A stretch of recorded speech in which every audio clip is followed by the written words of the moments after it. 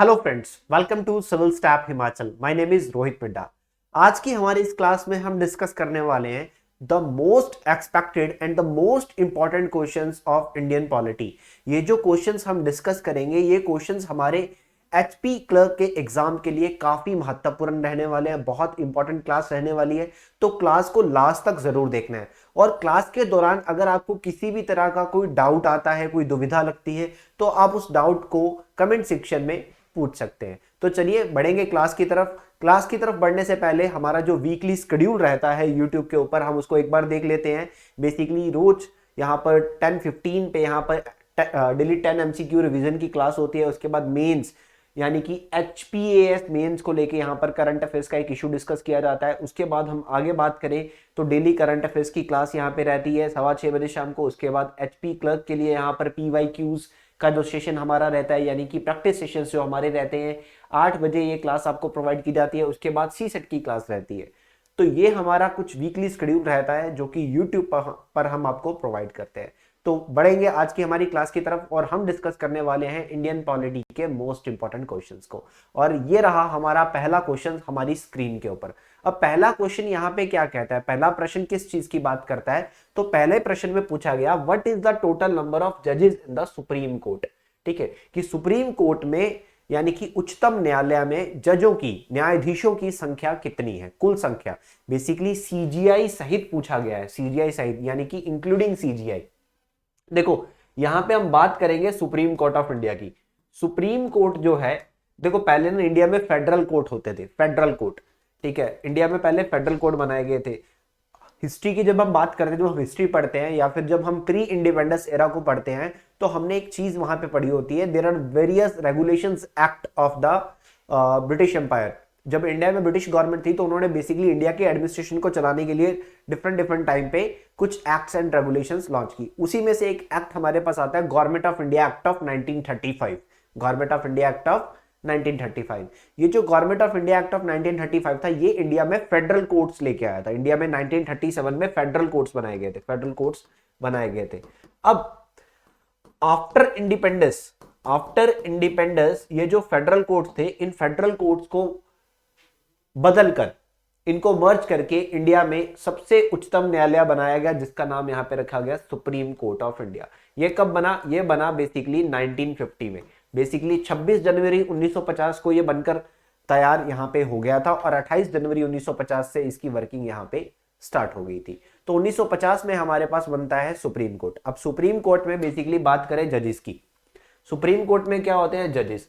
अब जजेस जो यहां पे होते हैं, तो जज यहां पे है 33 और इसके अलावा एक यहां पे होते हैं मुख्य न्यायाधीश, यानी कि चीफ जस्टिस ऑफ इंडिया। ठीक है, तो सीजीआई को मिलाकर जो जजेस टोटल यहां पे हो जाते हैं वो हो जाते हैं 34। देखो इनिशियली तो 8 ही थे, बेसिकली 7 जज प्लस एक सीजीआई, बट धीरे धीरे जो संख्या थी जजों की बढ़ती गई और आज यहां पर बेसिकली 34 जज including the chief justice of India बैठते हैं और यहां पे काम करते हैं। सुप्रीम कोर्ट में एक और बात आपको हमेशा ध्यान में रखनी है कि सुप्रीम कोर्ट बेसिकली यहां पे बनाया गया था कॉन्स्टिट्यूशन की रक्षा करने के लिए। ठीक है, कॉन्स्टिट्यूशन के लिए यहां पर इसको बनाया गया था, कस्टोडियन ऑफ कॉन्स्टिट्यूशन इसको बनाया गया था। और सुप्रीम कोर्ट में जब हम किसी पिटीशन को लेके जाते हैं, यानी कि कोई केस अगर हम सुप्रीम कोर्ट में लेके जाते हैं, तो सुप्रीम कोर्ट में कोई भी केस किसी सिंगल जज के द्वारा हैंडल नहीं किया जाता। सुप्रीम कोर्ट में क्या होता है? जजेस के बेंचेस होते हैं, जजेस के बेंचेस होते हैं, बेंचेस। ठीक है, जजेस के बेंचेस होते हैं, यानी कि किसी भी केस के कम से कम 2 जज तो हमें दिखेंगे ही दिखेंगे, कम से कम 2 जजेस तो हमारे सामने होंगे ही होंगे, चाहे छोटा से छोटा कोई भी केस हो। तो उससे ज्यादा 3, 4, 5 भी हो जाते हैं। और जो महत्वपूर्ण केसेस होते हैं उनमें सीजीआई भी साथ में बैठते हैं, उनमें चीफ जस्टिस ऑफ इंडिया भी साथ में बैठते हैं। और सुप्रीम कोर्ट का जो बेंच है वो सेटअप करना है, तो ये पावर किसके पास होती है? ये भी सीजीआई की पावर होती है कि कहां पे कौन से केस का बेंच सेट करना है। ये पावर भी चीफ जस्टिस ऑफ इंडिया के अंदर होती है। बेसिकली जो वो सीजीआई का ऑफिस है या जो सुप्रीम कोर्ट है, ये एक पब्लिक अथॉरिटी है, this is a public authority. तो यहां पर सवाल पूछा गया था कि नंबर ऑफ जजेस कितने हैं सुप्रीम कोर्ट में, तो हमने यहां पर आंसर मैं आपको ऑलरेडी बता चुका हूं, 34, 33 प्लस 1, 33 प्लस 1। अगर सीजीआई के बिना पूछा जाएगा तो 33, अगर सीजीआई के साथ पूछा जाएगा तो 34।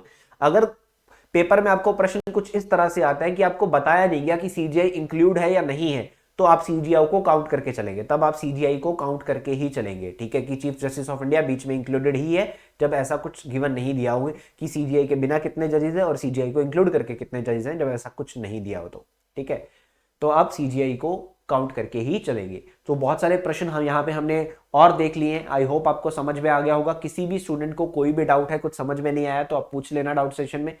तो बढ़ते हैं हम आगे, चलिए अगले क्वेश्चन की तरफ चलते हैं।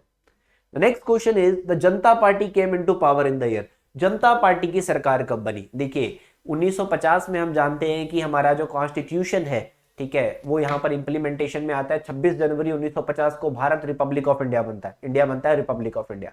उसके बाद 52 में यहाँ पर इलेक्शंस कंडक्ट कराए जाते हैं, लोकसभा एस्टेब्लिश होती है। अब लोकसभा के साथ ही यहाँ पे सरकार बनती है। तो आजाद भारत के पहले प्रधानमंत्री बनते हैं पंडित जवाहरलाल नेहरू, जवाहरलाल नेहरू यानी कि कांग्रेस पार्टी। अब नेहरू जी यहाँ पर शासन करते हैं पहले प्रधानमंत्री के तौर पे, यहाँ पर नेहरू जी बैठते हैं, नेहरू जी यहाँ पे बैठते हैं, ये सब हमको पता है। और नेहरू जी किस पार्टी से थे? कांग्रेस पार्टी से।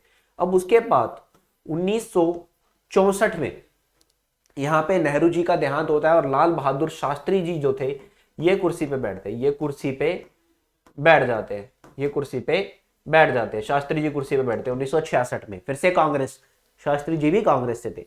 अब बेसिकली 64 में शास्त्री जी कुर्सी पे बैठते हैं और 66 में शास्त्री जी का देहांत हो जाता है। 1966 में शास्त्री जी का देहांत हो जाता है। बीच में देश दो लड़ाइयां देखता है, 1962 में इंडिया और चाइना की लड़ाई, 1965 में यहाँ पर इंडिया और पाकिस्तान की लड़ाई।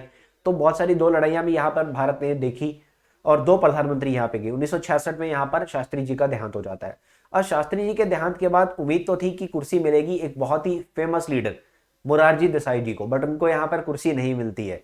कुर्सी चली जाती है इंदिरा गांधी के पास। तो देश की तीसरी प्रधानमंत्री इंदिरा गांधी, इंदिरा गांधी, ठीक है, इंदिरा गांधी के पास यहाँ पे सरकार जो है उनके हाथ में बागडोर आ जाती है, ठीक है। फिर से कांग्रेस, इंदिरा गांधी कांग्रेस से थी। अब ये सिलसिला चलता जाता है, सिलसिला चलता है।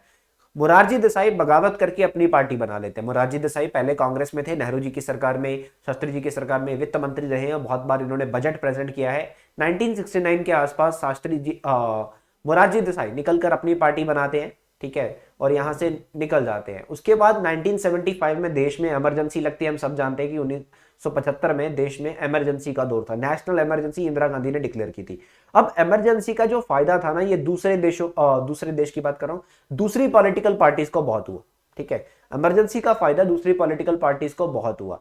तो इसी के चलते हुए बेसिकली 1975 में इमरजेंसी आई। तो 1977 में जब चुनाव हुए तो 1977 में यहां पर जनता पार्टी की सरकार बनती है। जनता पार्टी यहां पर कोalition कर लेती है और सरकार बना लेती है और देश के पहले नॉन कांग्रेस प्राइम मिनिस्टर बनते हैं मोरारजी देसाई, देश के पहले नॉन कांग्रेस प्राइम मिनिस्टर। उसके बाद 1979 में चौधरी चरण सिंह जी बनते हैं प्राइम मिनिस्टर। उसके बाद 1980 में फिर से इंदिरा गांधी यहां पर कुर्सी में बैठ जाती है। तो 1977। इसके अलावा आपको एक और इंपॉर्टेंट बात मैं यहां पे बताने जा रहा हूं।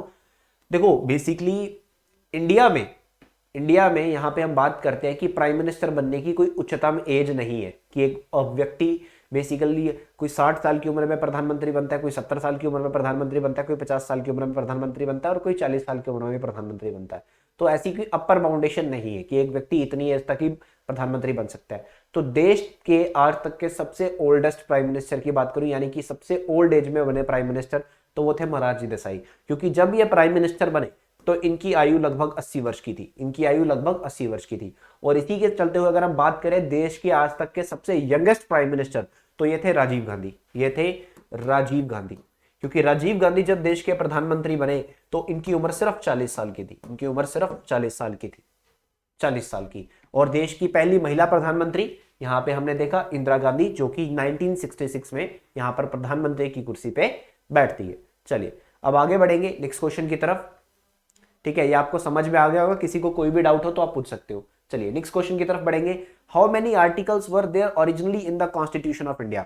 भारतीय संविधान में ओरिजिनली कितने आर्टिकल्स थे?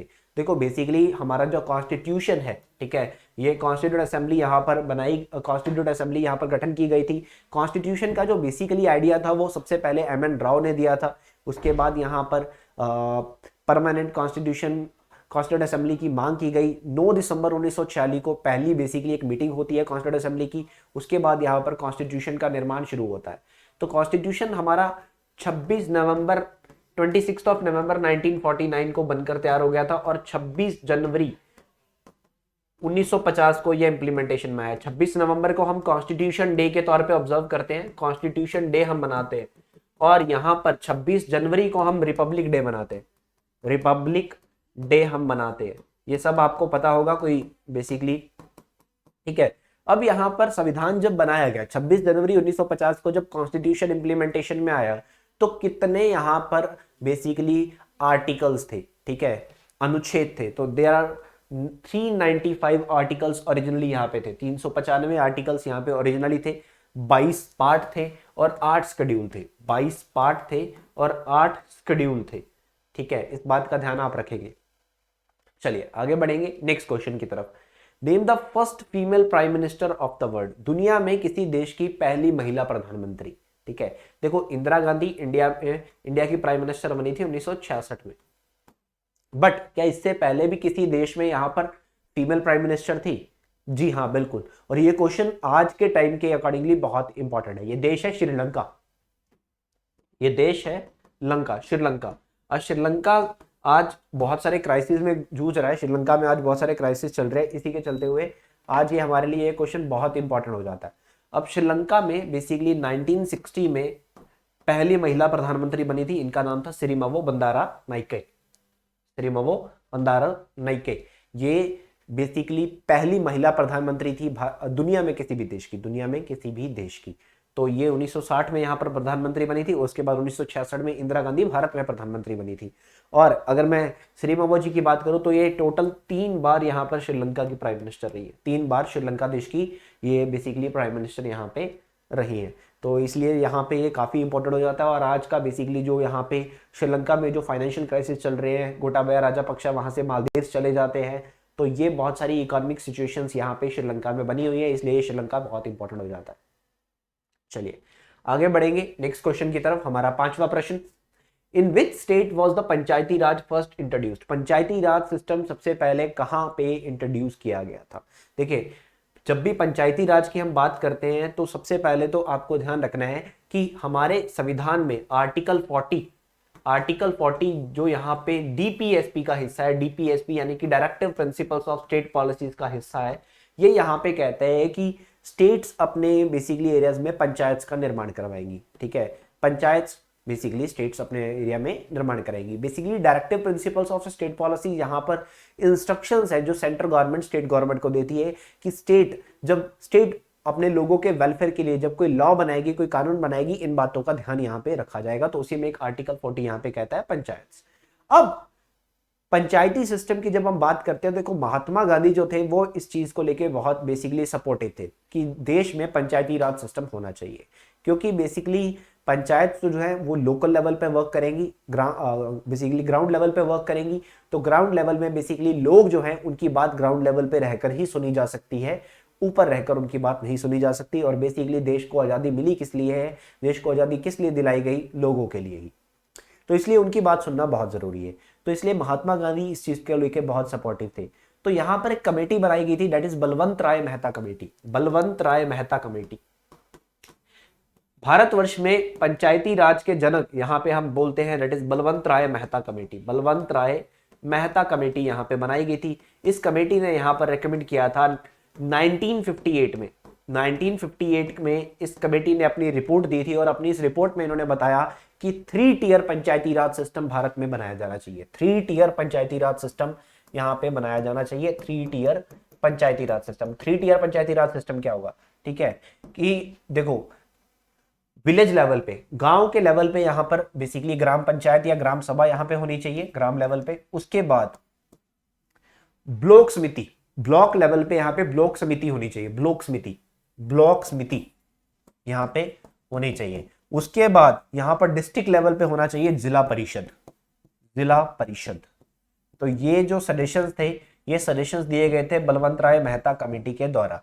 और इन्हीं सजेशंस को देखते हुए यहां पर कॉन्स्टिट्यूशनल प्रोविजंस तो नहीं दिए गए थे, बट यहां पर पंचायती राज सिस्टम का निर्माण यहां पे कर दिया गया था 2 अक्टूबर 2 अक्टूबर 1959, 2 अक्टूबर 1959 को यहां पर राजस्थान के नागौर एरिया में पहली पंचायत इंट्रोड्यूस की गई थी, पहली पंचायत का निर्माण किया गया था। तो देश में जो पहला पंचायती राज सिस्टम था यह इंट्रोड्यूस किया गया था राजस्थान में 2 अक्टूबर 1959 को। और सेकंड स्टेट यहां पर पंचायती राज सिस्टम जहां पे इंट्रोड्यूस किया गया था वो राज्य था आंध्र प्रदेश, वो राज्य था आंध्र प्रदेश, आंध्र प्रदेश। तो 3 टियर पंचायती राज सिस्टम आपको समझ में आ गया होगा। अब कॉन्स्टिट्यूशनल प्रोविजंस की जब हम बात करते हैं तो देखिए इस पंचायती राज सिस्टम को कॉन्स्टिट्यूशनल प्रोविजंस में बहुत टाइम बाद लेके आया गया। कब? बेसिकली ये 73rd कॉन्स्टिट्यूशनल अमेंडमेंट थी, 73rd कॉन्स्टिट्यूशनल अमेंडमेंट थी, जो कि यहां पर ये एक्ट था 1992 में आया, 73rd कॉन्स्टिट्यूशनल अमेंडमेंट एक्ट 1992। और 1993 में, अप्रैल 1993 में ये इंप्लीमेंटेशन में आया था, यानी कि ये पास होकर इंप्लीमेंटेशन में आया था अप्रैल 1993 में। तब बेसिकली पंचायती राज सिस्टम को जो कॉन्स्टिट्यूशनल प्रोविजंस है वो दी गई थी, वो प्रोवाइड यहाँ पे की गई थी। आई होप आपको समझ में आया होगा। किसी भी स्टूडेंट को किसी भी तरह का कुछ डाउट आ रहा है, कुछ समझ में नहीं आ रहा है तो आप पूछ सकते हैं, आप पूछ सकते हैं। चलिए आगे बढ़ेंगे नेक्स्ट क्वेश्चन की तरफ। अब नेक्स्ट क्वेश्चन हमारा क्या कहता है, who of the following constitutes a finance commission for a state in India. Bharat में एक राज्य के लिए फाइनेंस कमीशन का गठन कौन करता है? देखिए फाइनेंस कमीशन यहाँ पर बेसिकली जब हम सेंटर की बात करते हैं, जो बेसिकली यूनियन में जो फाइनेंस कमीशन होता है वो सेंटर और स्टेट्स में टैक्स डिस्ट्रीब्यूशन का काम करता है। और जो स्टेट में फाइनेंस कमीशन होता है बेसिकली वो जो हमारी पंचायत होती है, ठीक है, पंचायत को लेकर फाइनेंस का काम करता है, पंचायत को लेकर। अब यूनियन में हमारे पास जो फाइनेंस कमीशन होता है, यूनियन मतलब मैं सेंट्रल गवर्नमेंट की बात कर रहा हूं और यहां पे एक राज्य की बात कर रहा हूं। यूनियन में जो फाइनेंस कमीशन होता है इसका गठन आर्टिकल 280 के तहत, आर्टिकल 280 ऑफ इंडियन कॉन्स्टिट्यूशन के तहत यहां पर राष्ट्रपति के द्वारा किया जाता है। राष्ट्रपति यहां पर फाइनेंस कमीशन का गठन करता है, ठीक है। और यहां पे अगर हम बात करते हैं स्टेट की, तो स्टेट में जो फाइनेंस कमीशन होता है इसका गठन यहां पर किया जाता है under the article 243(1), under the article 243(1) ये किया जाता है for the by the governor of the state, by the governor of the state. State का जो राज्यपाल होता है, ठीक है, एक राज्य का जो राज्यपाल होता है वो यहाँ पर फाइनेंस कमीशन का गठन यहाँ पे करता है अंडर द आर्टिकल 243(1). बेसिकली ये जो फाइनेंस कमीशन होता है ये यहाँ पर बेसिकली स्टेट की जो पंचायत है उनके फाइनेंस को देखने का काम करता है। क्लियर?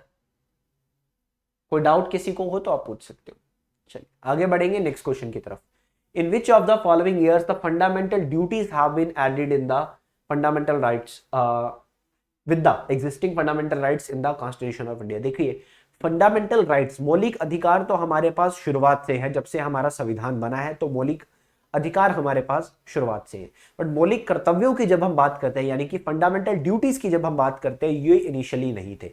तो 1975 में एक साइड यहाँ पर देश में इमरजेंसी का दौर था और दूसरी तरफ एक कमेटी काम कर रही थी, that is Swaran Singh committee.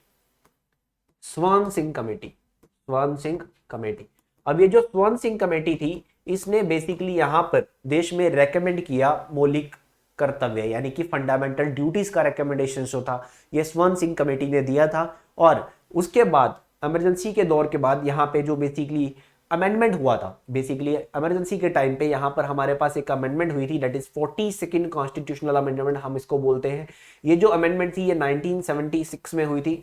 इस अमेंडमेंट को मिनी कॉन्स्टिट्यूशन भी बोला जाता है, इस अमेंडमेंट को हम मिनी कॉन्स्टिट्यूशन भी कहते हैं, ठीक है, मिनी कॉन्स्टिट्यूशन यहाँ पर इस अमेंडमेंट को बोला जाता है।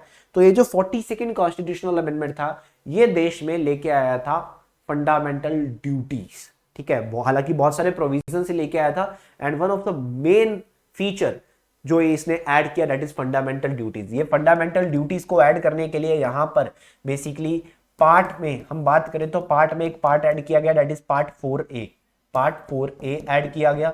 और इसके साथ साथ अगर मैं आर्टिकल्स की बात करूं तो आर्टिकल 51A यहाँ पर ऐड किया गया था और इस आर्टिकल 51A के तहत 10 फंडामेंटल ड्यूटीज को ऐड ऑन किया गया था, 10 फंडामेंटल ड्यूटीज ऐड की गई, ठीक है, 1976 में। उसके बाद एक फंडामेंटल ड्यूटी और ऐड की गई थी, एक फंडामेंटल ड्यूटी और ऐड की गई, ये की गई थी by the 86th constitutional amendment, 86th amendment जो कि 2002 में हुई, ठीक है। और टोटल आज हमारे पास 11 मौलिक कर्तव्य या फिर मैं कहूंगा फंडामेंटल ड्यूटीज हैं। 11 फंडामेंटल ड्यूटीज हमारे पास हैं। किस तरह से आई वो मैं आपको बता चुका हूं कि कौन से अमेंडमेंट करके। देखिए, देश में कानून व्यवस्था को बनाए रखने के लिए लॉज, बेसिकली जो लेजिस्लेचर है उसको क्रिएट करने के लिए, लॉ बनाने के लिए यहाँ पर टाइम टू टाइम संविधान में जो है संशोधन किया जाता है, कॉन्स्टिट्यूशन में अमेंडमेंट की जाती हैं। तो इन्हीं बेसिकली यहाँ पर 2 अमेंडमेंट्स की बात हमने की है। इन्हीं अमेंडमेंट्स के चलते हुए यहाँ पर 11 फंडामेंटल ड्यूटीज हमारे पास है।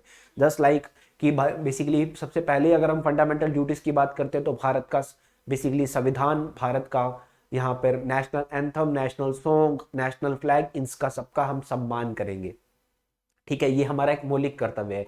बेसिकली जो जो यहाँ हमारे पास जंगल है, फॉरेस्ट है, फ्लोरा फोना की प्रजाति है, इन सबका संरक्षण हम करेंगे। ठीक है, देश को जब भी जरूरत पड़ेगी, ठीक है, अगर देश बेसिकली कोई वॉर की सिचुएशन हो जाती है या देश हमें कभी हमारी जरूरत पड़ेगी तो हम देश सेवा के लिए हमेशा खड़े रहेंगे। ठीक है, ये सब क्या है, ये सब यहाँ पर बेसिकली फंडामेंटल ड्यूटीज हैं जिनको ऐड किया गया। हमने ईयर पूछा गया था कि किस साल में ऐड किया गया, तो ये मैंने आपको शुरुआती दौर में बता दिया, 1976 में यहाँ पर इसको ऐड किया गया था, 1976 में। तो ये था हमारा 7वां प्रश्न। अब बढ़ेंगे 8वें प्रश्न की तरफ। तो 8वां प्रश्न यहाँ पे क्या कहता है, देखते हैं। देखिए 8वां प्रश्न कहता है, which one of the following provisions of the Indian constitution deal with the appointment and dismissed of the council of minister. इनमें से कौन सा आर्टिकल जो है, अनुच्छेद जो है, वो यहाँ पर बात करता है किस चीज की, जो हमारे काउंसिल ऑफ मिनिस्टर होता है यानी कि कैबिनेट मिनिस्टर्स होते हैं, उनको अपॉइंट करने की और उनको हटाने की बात करता है। तो देखिए ये जो आर्टिकल है, ठीक है, this is article 75। Article 75, article 75 यहाँ पे बात करता है काउंसिल ऑफ मिनिस्टर की। यानी कि हम जैसे कि बात करते हैं कि जो हमारे basically finance minister, home minister, हम बोलते हैं ना, यूनियन फाइनेंस मिनिस्टर है, यूनियन होम मिनिस्टर है, ठीक है, यूनियन डिफेंस मिनिस्टर है, ये कैबिनेट मिनिस्टर्स होते हैं। और कैबिनेट किसका पार्ट होता है, काउंसिल ऑफ मिनिस्टर का पार्ट होता है, क्योंकि यहाँ पर कुछ डेप्यूटी मिनिस्टर्स भी होते हैं जिनको हम बोलते हैं मिनिस्टर ऑफ स्टेट। देखिए मिनिस्टर ऑफ स्टेट बोलने का मतलब यहाँ पे ये नहीं कि मैं किसी राज्य के मंत्रियों की बात कर रहा हूँ। Minister of state for defence, minister of state for finance, ये सेंट्रल गवर्नमेंट के ही मिनिस्टर होते हैं। मिनिस्टर ऑफ स्टेट होते हैं डेप्यूटी मिनिस्टर्स। ठीक है, जस्ट लाइक अनुराग ठाकुर पहले जो थे ये minister, deputy minister of finance थे, यानी कि minister of state for finance थे। ठीक है, तो ये बेसिकली डेप्यूटी पोस्ट होती है। और इसी के साथ साथ minister of state independent charge होता है यहाँ पे। इन सबको मिला के यहाँ पे काउंसिल ऑफ मिनिस्टर बोला जाता है। इन काउंसिल ऑफ मिनिस्टर्स को यहाँ पर आर्टिकल 75 के तहत जो है वो अपॉइंट किया जाता है और डिसमिसल किया जाता है, क्योंकि राष्ट्रपति देश में एग्जीक्यूटिव हेड माना जाता है। तो राष्ट्रपति को सरकार चलाने के लिए, एडवाइस करने के लिए prime minister along with the council of minister यहाँ पे वर्क करता है। Clear, prime minister along with council of minister. तो इस काउंसिल ऑफ मिनिस्टर, ये जो काउंसिल ऑफ मिनिस्टर होता है ना, ये कलेक्टिवली रिस्पॉन्सिबल होता है हाउस ऑफ द पीपल को।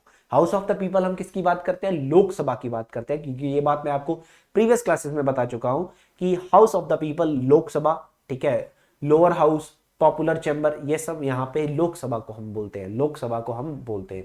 तो लोकसभा को यहाँ पर कलेक्टिवली यहाँ पर रिस्पॉन्सिबल होता है ये काउंसिल ऑफ मिनिस्टर। और अगर मैं किसी मिनिस्टर की इंडिविजुअली बात करूं कि एक मिनिस्टर इंडिविजुअली यानी कि अकेला किसको रिस्पॉन्सिबल होता है, तो वो रिस्पॉन्सिबल होता है राष्ट्रपति को। ठीक है, तो आर्टिकल 75 यहाँ पे हमारा उत्तर होगा। किसी भी स्टूडेंट को अगर कुछ चीजें मुश्किल लग रही हैं, कुछ समझ में नहीं आ रहा है, तो वो मुझसे पूछ सकता है कमेंट सेक्शन के अंदर, मैं उसकी सहायता करने की पूरी कोशिश करूंगा। चलिए अब आगे बढ़ेंगे 9th क्वेश्चन की तरफ। Which article is related to the appointment of the attorney general of India. अब देखिए अटॉर्नी जनरल की बात हो रही है, हिंदी में हम इसको महान्यायवादी बोलते हैं। बेसिकली ये होता क्या है, ये होता है देश का highest law officer, highest law officer of country. ठीक है, highest law officer of country. अब बेसिकली देखिए आपने ये टर्म सुनी होगी सरकारी वकील, और दूसरी टर्म सरकार के लिए वकील। अब सरकारी वकील जो होता है, हम देखते हैं न्यायालय में जाकर सरकारी वकील बैठे होते हैं, बट एक होता है सरकार के लिए वकील। अब हमारी जो बेसिकली सरकार है, ठीक है, सेंट्रल गवर्नमेंट है, अब सरकार को भी यहाँ पर तरह तरह के बेसिकली डिफरेंट टाइम पे यहाँ पर लीगल एडवाइस की जरूरत पड़ती होगी, कानूनन सलाह की जरूरत पड़ती होगी, या फिर मैं कह दूं कि सरकार के ऊपर भी तो केस होते हैं। तो सरकार की तरफ से बेसिकली जो पर्सन रिप्रेजेंट करता है, सरकार की तरफ से जो बंदा कोर्ट में केसेस लड़ता है, वो पर्सन देश का सबसे हाईएस्ट लॉ ऑफिसर वो होता है attorney general of India, attorney general of India. अब अटॉर्नी जनरल की अगर हम आगे बात करें, देखिए अटॉर्नी जनरल की बनने की अगर मैं एलिजिबिलिटी की बात करता हूं तो अटॉर्नी जनरल बनने के लिए एक व्यक्ति सुप्रीम कोर्ट के जज बनने के बराबर होना चाहिए, वो सुप्रीम कोर्ट का जज बनने का एलिजिबल होना चाहिए, वो पर्सन तभी अटॉर्नी जनरल यहां पे बन सकता है। This is article 76। आर्टिकल 76 यहाँ पे कहता है कि भारत में एक अटॉर्नी जनरल होना चाहिए। ये अटॉर्नी जनरल सुप्रीम कोर्ट का जज बनने के लिए एलिजिबल होता है और इसके साथ साथ बेसिकली ये पार्लियामेंट की हमारी जो प्रोसीडिंग्स होती है उसमें जाकर भी बैठ सकता है, इसके पास ये अथॉरिटी है। ये लोकसभा राज्यसभा किसी की भी मीटिंग में यहाँ पर पार्टिसिपेट कर सकता है। लोकसभा राज्यसभा में जो कमेटीज होती है ये किसी कमेटी का मेंबर भी हो सकता है, बट वोट नहीं कर सकता, ये वोटिंग नहीं कर सकता, वोटिंग राइट्स नहीं होते इसके पास, ठीक है, वोट नहीं कर सकता है। अब मैं आपको एक मोस्ट इंपॉर्टेंट पॉइंट यहाँ पे बताने जा रहा हूँ। अटॉर्नी जनरल ऑफ इंडिया जो है ये till the pleasure of the president work करता है, till the pleasure of the president work करता है, यानी कि जब तक राष्ट्रपति चाहे तब तक इसको अपॉइंट किया जा सकता है। आज इंडिया के प्रेजेंटली इंडिया के जो अटॉर्नी जनरल है यानी कि हाईएस्ट लॉ ऑफिसर है उनका नाम है के वेणुगोपाल, के वेणुगोपाल।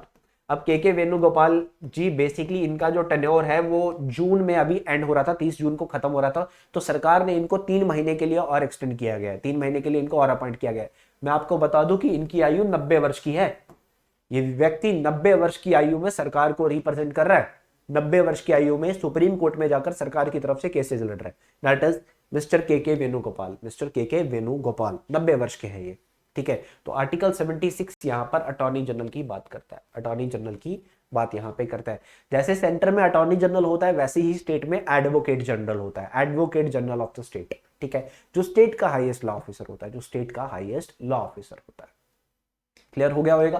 किसी को कोई डाउट है तो आप पूछ सकते हो, किसी को कोई भी डाउट हो तो आप पूछ सकते हो। अटॉर्नी जनरल के बाद होता है सॉलिसिटर जनरल, मतलब उससे जो डेप्यूटी पर्सन होता है वो होता है सॉलिसिटर जनरल, सॉलिसिटर जनरल। उसके बाद एडिशनल सॉलिसिटर जनरल होते हैं, उसके बाद एडिशनल सॉलिसिटर जनरल होते हैं। क्लियर? चलिए आगे बढ़ेंगे। आज का हमारा आखिरी प्रश्न, that is who is the present chief election commissioner of India. अब देखिए क्वेश्चन क्या आता है कि present chief election commissioner of India कौन है, यानी कि एक बेसिकली ये करंट अफेयर्स के साथ रिलेटेड क्वेश्चन है, पॉलिटी का, ठीक है। अब बट क्योंकि ये करंट अफेयर्स के साथ है बट है तो पॉलिटी का क्वेश्चन, तो यहां पर हम बात करेंगे इलेक्शन कमीशन ऑफ इंडिया की। Election commission of India, election commission of India बना था 25 जनवरी 1950 को, 25 जनवरी 1950 को। 25 जनवरी जिस दिन इसका एस्टेब्लिशमेंट हुआ था इसको हम भारत में वोटर्स डे के तौर पे भी ऑब्जर्व करते हैं, वोटर्स डे, वोटर्स डे के तौर पे भी इसको ऑब्जर्व किया जाता है। इलेक्शन कमीशन ऑफ इंडिया, इसका काम होता है इलेक्शंस को कंडक्ट करवाना, राष्ट्रपति के चुनाव हो, ठीक है, वाइस प्रेसिडेंट के चुनाव हो, लोकसभा के चुनाव हो, राज्यसभा के चुनाव हो, इनको कंडक्ट करवाने का काम इलेक्शन कमीशन ऑफ इंडिया का होता है। अब इलेक्शन कमीशन ऑफ इंडिया की अगर मैं बात यहाँ पे फर्दर करता हूँ तो इलेक्शन कमीशन ऑफ इंडिया में एक चीफ इलेक्शन कमिश्नर होता है और 2 इलेक्शन कमिश्नर होते हैं, 2 इलेक्शन कमिश्नर यहाँ पे पाए जाते हैं, ठीक है। बट ये तीनों के तीनों पर्सन जो हैं ये सेम पावर के होते हैं, ठीक है। ये नहीं कि ये चीफ इलेक्शन कमिश्नर है तो इसके पास ज्यादा पावर्स होंगी, नहीं, they both have, they all 3 have the equal power, तीनों के पास इक्वल पावर्स होती हैं, ठीक है। अब ये जो चीफ इलेक्शन कमिश्नर है, जो इलेक्शन कमिश्नर है, इनको अपॉइंट कौन करता है? इनको अपॉइंट करता है राष्ट्रपति, राष्ट्रपति इनको नियुक्त करता है। अब इंडिया के जो प्रेजेंट चीफ इलेक्शन कमिश्नर है इनका नाम है राजीव कुमार, इनका नाम है राजीव कुमार। और पहले हमारे जो सबसे पहले भारत के जो चीफ इलेक्शन कमिश्नर थे इनका नाम था सुकुमार सेन, इनका नाम था सुकुमार सेन, सुकुमार सेन। और अगर मैं इलेक्शन कमिश्नर की बात करता हूं तो देखिए 2 इलेक्शन कमिश्नर होते हैं बट एक ही अभी है, एक कुर्सी खाली चल रही है, एक कुर्सी अभी खाली चल रही है। तो एक कुर्सी पे कौन बैठा हुआ है? अनूप चंद्र पांडे, अनूप चंद्र पांडे ये इलेक्शन कमिश्नर है और राजीव कुमार अभी चीफ इलेक्शन कमिश्नर है और एक इलेक्शन कमिश्नर की कुर्सी अभी खाली है। क्लियर? तो ये था हमारा आखिरी प्रश्न।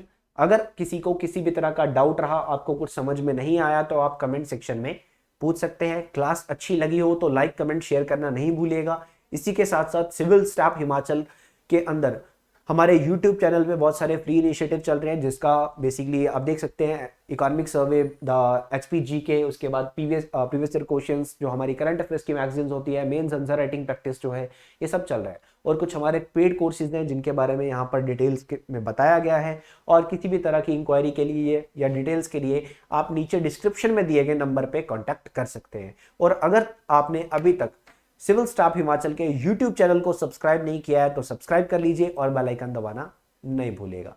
Thank you so much.